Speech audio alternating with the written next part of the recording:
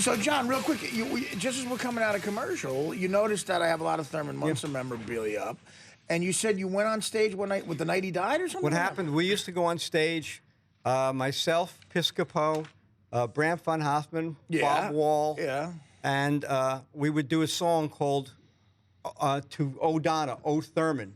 Oh, no and it would kidding. be, oh, Thurman, and we'd do the stupid choreography. Before he died? Before he died, and you know, we'd all stand there doing the catcher's mask No stuff. kidding, that's and right. then I would slide in. People forget how popular. Well, I slide into home plate. Yeah, okay. So the night we did it, he died. Wow. And we got booed off the stage. That took balls. Had you heard he died and you went We with it? heard it. We figured it would be. And you went with it anyway. We thought it would be like a tribute to him. And they He booed was us a off the stage. popular guy. So I people loved misconstrued. Thurman. Yeah, Thurman was the best. Yep. So now, what was the drug scene like back then? Because by the time I got there, late 80s was when I started. My first time ever on stage doing stand-up comedy was July the 12th, 1987 at the Old Improv. I went to an open mic a Sunday night at 9th and 44th. Now, was there a lot of blow? Everything you heard back then? Was it nuts? Well, everything...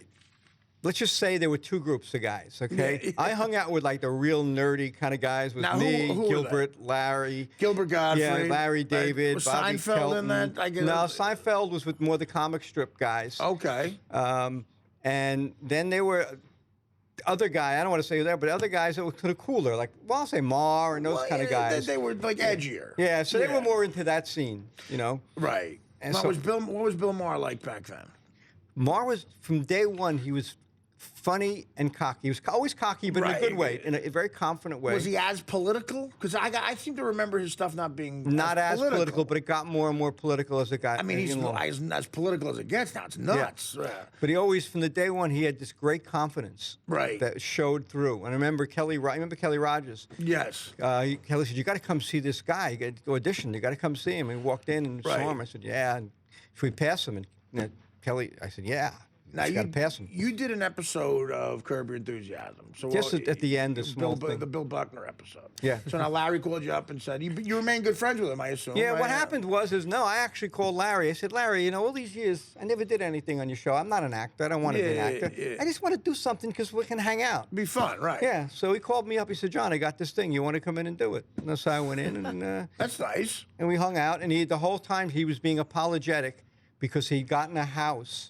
A new house built, and he says, but you know, I got what I wanted. It's not a big house. I got a couple of bedrooms, and I always wanted a TV room. And he was like apologizing for buying a house. Do you think that was sort of him being insecure about being around a comic you knew from the day? Was he apologizing for being successful almost? You think? Like, was he neurotic about? He created neurosis about that. He's neurotic about anything. Right. Just about anything. When I called up and I told him my mother died, he knew very well. First thing he said, I'm sorry. Do I have to send flowers? I got to write down the address.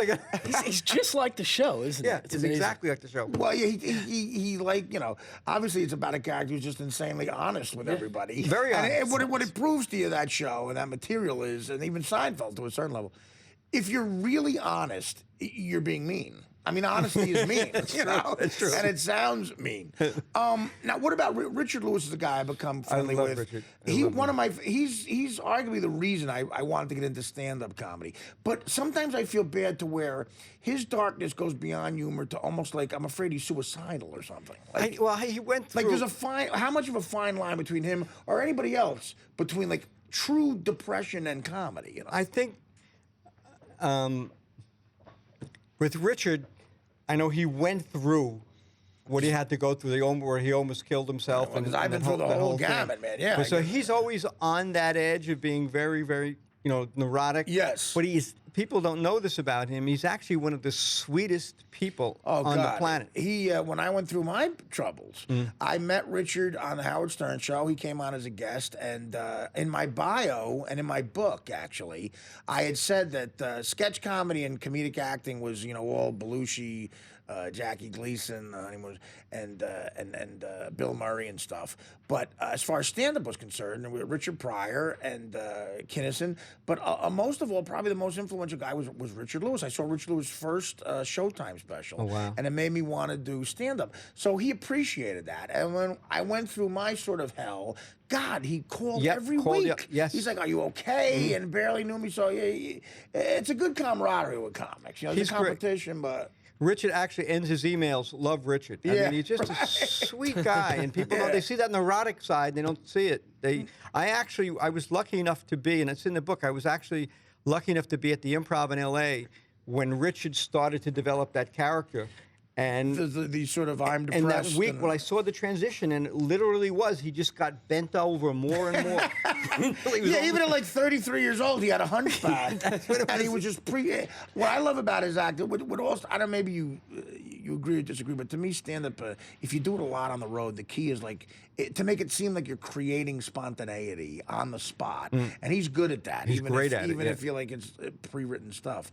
Now, did you do the road a lot? Did you get into that thing? I did a road. I did a road somewhat, but you know, I did a lot of the first road when it started up, Washington, D.C., and then Philadelphia. You were literally at the very beginning of all this, yeah. Jerry Stanley's gigs. I did the first Jerry Stanley gig, which was in Jersey. Right. And there was a big argument between Jerry Stanley and Glenn Hirsch because I was getting $25 more. Little did Hirsch know that I was getting $25 more because I was driving. Yes, you would drive to gigs and stuff like that, but then it exploded. It exploded, yeah. And it's like by the time the mid '80s to late '80s came, and then Comedy Central comes around, stand-up's on TV all the time. Yeah. And then how did that affect your life? I mean, well, I was writing by that time. I was writing on the Tonight Show, right? A few different shows. So I would come back and do stand-up every now and then. So it didn't affect me so much. Did you write for the Tonight Show with Carson? Carson, yeah. Now, what was that like, man? It's in there, and I talk about it in the book. The first time I met Johnny, it's the scariest thing in the world because you go in his waiting room, and there's probably every picture he's ever had taken of him since his birth around on the wall, and it's so intimidating.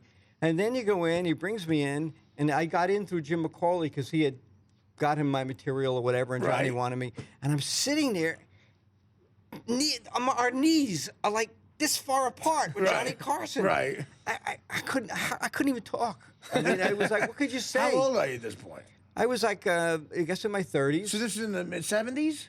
No, this is in the 80s at some point. Okay, so he's already like beyond legendary status. Yeah, you know, you're talking about the icon of icons. And he was so nice and so complimentary, and I just didn't know what to say. Anything, I would have, if he would actually told me to go out that day and kill my parents, I would have done it. I mean, you know. Now, were you writing monologue jokes? Was that your main function? What happened is I was writing sketches, because I asked him like an idiot, whatever you want. He said, what do you want to do, sketches or monologue? And I said, whatever you want. And he said, well, we need help in sketches. Right. And so I started doing that. And then at night I would write monologue stuff and give it to him. And then what was weird is I was finding out, and I'm a good joke writer, and none were getting on. And so the head writer was jealous because Johnny brought me in over him. That happens all the time. Was not giving him my material. Wow. Until Freddie DeCordova found out. Imagine that, how competition-wise like that, he's not getting him. And DeCordova straightened it out for you. DeCordova straightened out. Well, stories like that I'm sure are in here, and that story alone makes me want to get the book. The book is called Stand Up Guys, A Generation of Laughs, a memoir by John DeBillis. And as a comic, obviously, I'm interested in that, but people love stand-up comedy, and it sounds like an amazing thing. And please go out and grab this. And John, thanks so much for coming by. Thank you so much. All right? Thank you. Yep. Come by again, man. I'd love to do that. Hang Thank out, you. All right? Thank you. Stand Up Guys, A Generation of Laughs, John DeBillis. We'll be back with more of the Artie Lange Show right after this.